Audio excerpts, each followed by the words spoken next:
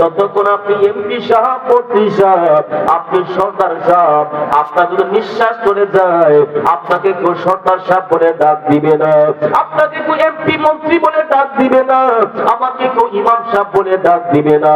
বাবা বলবে লাশটা ধরো, ছেলে বলবে লাশটা ধরো, স্ত্রী বলবে লাশটা বাহির করো, আত্মীয় স্বজন আসিয়া লাশটাকে দেওয়ার জন্য পাগল হয়ে যাবে, বন্ধু বান্ধব আসিয়া আপনাকে লাশটা দাফন করার জন্য পাগল হয়ে যাবে। কথা বলেন না ঠিক কিনা?